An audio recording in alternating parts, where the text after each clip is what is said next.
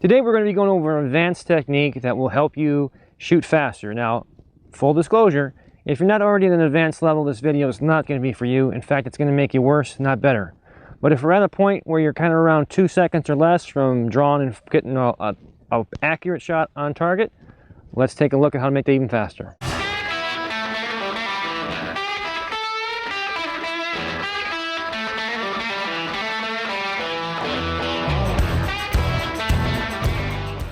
What's up, America? Neil here with Geauga Firearms Academy. Thanks for watching. We're going to be going over a method on getting faster, and again, it's only for advanced shooters. So if you are just getting the fundamentals, or the only time that you shoot is at the range and you don't draw from a holster, this video is not for you. And the reason I'm telling you that is because if you try to do these things and you try to move faster, so to speak, you're going to end up making it worse, because until you get proper training on becoming very efficient at your draw and getting your weapon on target, none of this is going to matter. But the concept for today, depending on where you go, it's called many different things, but make time to take time, fast movements for slow movements. But essentially what we're doing here is we are moving faster in certain portions of the process so that we can take more time on more precision areas. So the concept is simply this. It doesn't matter how fast I move my hand to the gun and my gun to the target as far as an accurate shot is concerned. But once I'm out there on target, how I press that trigger, good fundamentals, straight back. Of course, when we're moving at this speed, you're always jerking the trigger. You're going to be moving it fast. There's no slack in taking time. The faster that we can do that, the more time we have while we're getting our shot on target. So let me just break this down. Let's say you have two people. They have an identical 2-second draw. So they draw with a shot on target. So they draw, bang, in 2 seconds. Person one takes 1 second to come out, get on target, and then 1 second to line up their sights, focus on the front, press that trigger straight back, and they make their shot. Then you have person number two, same 2 seconds, all right? The difference is person number two, it takes them 1 3/4 seconds to get out there, and now they only have a 1/4 second to press that trigger, and they miss, because that part they have to do faster, and that's the precision part. So if we could reverse that and move faster during the times where we're not worried about that precision or that sight alignment, we're going to have an accurate shot and we're going to be overall faster. So the whole point of this is how fast can I get my front sight on target, press it properly without jerking out of alignment. So let's take a look and run through some numbers today. Let's break this concept down so you can see it here before we go live fire. Once whatever the stressor is, it's a threat or we're just training and it's a time, whatever the case is, but it's go time. And so at this point, when I'm moving my hands, right, I can, let's take a long time to do this. So I come back, I get a good grip, get my pistol forward, I come out, and then I take my shot. All right? Now, if we can move this process, so from go, it's right here. If we can get to that far, if we can move that portion faster, we can take more time with our trigger press, okay? Or finding that front sight. One of the things that you're going to find when you really start moving faster is that you have to break that ridiculous habit of popping the gun like this. You see that on YouTube all the time. They try to shoot fast, and they come out and they bring the gun back. There's no reason I need to move this gun back. None. Either my thread is that close and I'm not going to extend it out all the way anyway, or two, I'm coming out and taking my shot, I'm finding wherever else I need to shoot, whatever the case is, but I have no need to jerk this gun back. And you're going to think about this. We have all this velocity, all this speed, this momentum coming forward as we're bringing this device and we're extending out to take our shot. We have to stop all of that force. We have to put the brakes on so that we can take our shot. I don't want any jerkiness here. What I want to do is literally come out and stick straight out. Bang. Okay? Whether I shoot one, a whole magazine, whatever the case is. But I'm coming out to stop. I'm not coming out to jerk the gun. Because it's difficult enough for, as you remember as you were training earlier on and in the fundamentals, just to get to learn to not jerk the gun off of that muzzle off a target when you're shooting, just by having proper trigger pull. Well, now we're adding speed to this mix, okay? Once again, if you're not at 2 seconds, that means if you can't come out of the holster and press a round off accurately, and I'm talking consistently, within 2 seconds, this is not for you. You got to get to that level first. But this is going to help you get to that level of shooting. Again, I'm just trying to move this part because I can brush this, I can be a little off as I come up, But this is where I'm going to take my time. So I want this to go as fast as possible so I can take my shot up here. We're going to get ourselves here on the timer. We're going to warm up here, see what we got going on.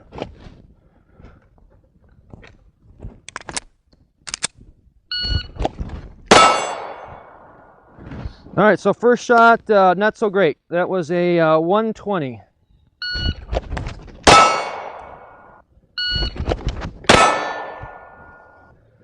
We are at 1.12. So basically, I'm a little over 1/10 of a second over 1 second. I want to cut that time down. So the way this is going to work, when I hear this buzzer, I'm moving my hands to the gun and to the gun out as fast as I can so that I can take a little bit of time while I'm pressing that shot off. Because jerking the gun all around, I'm never going to hit. 1.08. So essentially within a second, oh, did you see it?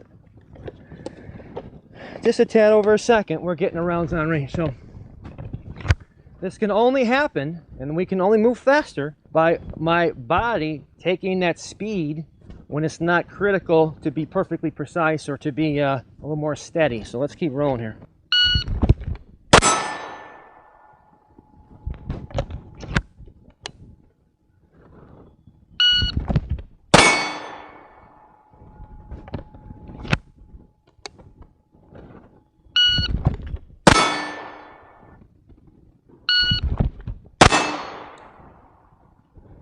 .13. All right, to make it easier, I'm just going to read them off. You can take my word for it or not, I don't really care. 1.12. 1.02. Almost at that 1 second mark. Oh.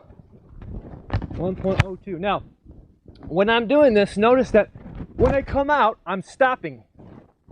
What I mean by stopping is I'm extending out to take my shots, whether I'm shooting 1, 10, whether I have to transition, whatever the case is, but I'm not jerking this gun.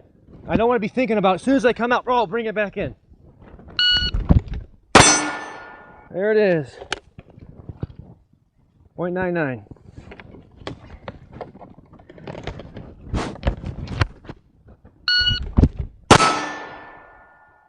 .99.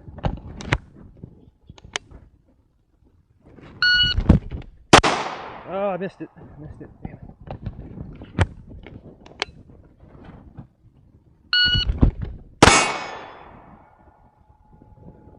.09.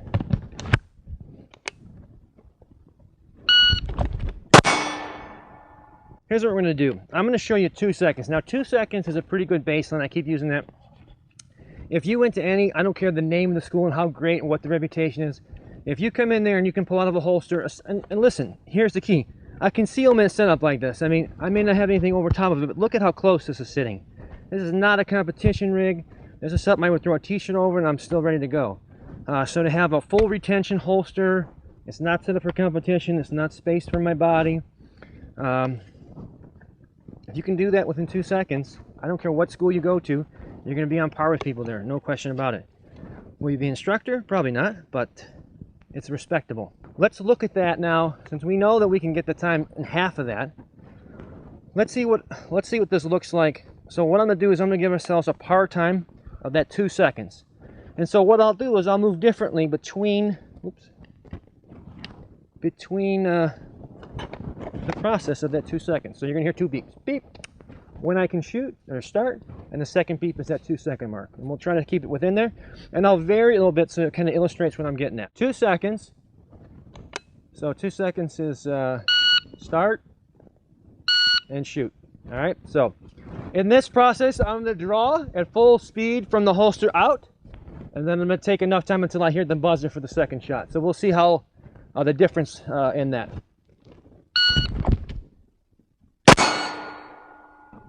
So that was 1.92.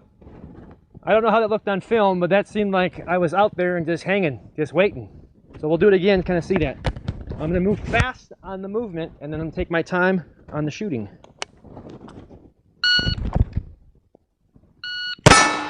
Okay, 2.1. I was waiting for the buzzer on that one to actually go off. So, does it seem like on film I'm just sitting there forever? So let's try to go slower on that portion and try to split it 1 and 1. So you can see what that looks like.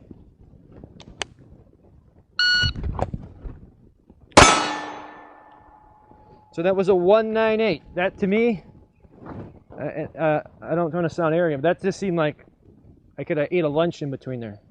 Let's try it again. It's funny because you get conditioned to move real fast and then you're kind of going half that time. Even though we're only talking 2 seconds, it seems like slow motion. So 1.98 again. So that's the deal. Now let's say I take a really long time to draw out, and here's kind of where this whole video is coming to a head here. And I take a quick shot. So here we go.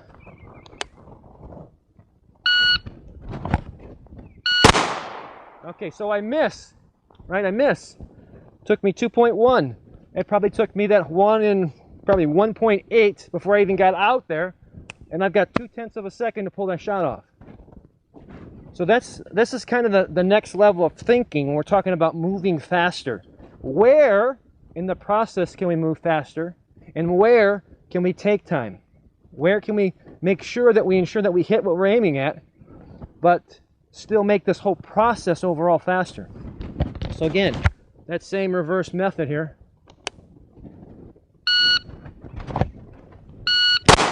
Miss again, okay? 1 3/4 second to come all the way out, or 1 and 0.8, whatever it is, and then I have a very, very short time to shoot. Now if we look again at the polar opposite, fast draw, take time.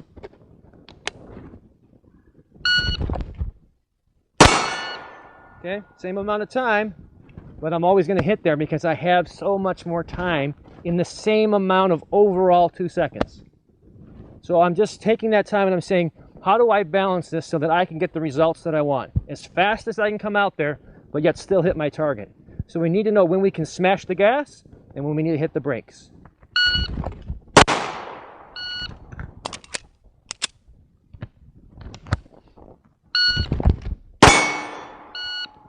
Okay, so 1.08, putting it all together.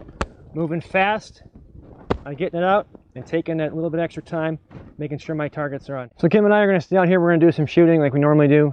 I hope that for the right audience, for the right person, that you got something out of it that's going to help push you and get you a little bit faster. Again, this is very dangerous from the point of your advancement if you're not already at that at least base level of a 2-second draw and an accurate round on a target, because speed kills, literally. As soon as you start rushing the process before you're ready, the wheels fall off the bus. It's not going to be good. You're going to set yourself back in training rather than get to where you want to be. So take your time and do this properly, and the end result will be significantly better. Alrighty guys, I hope you liked that. I hope you learned that a little bit lesson there. If you did, please give me a thumbs up. I always appreciate that. You know you can find us obviously on YouTube. You can find us on Facebook and of course on Instagram. If you really like our stuff and what we're doing, please share it. Help us spread the message. Best thing that you can do for us. And we appreciate all the people who've been with us since day one. You guys are awesome. Until next time, ready? It's always better be judged by 12 than carried by 6.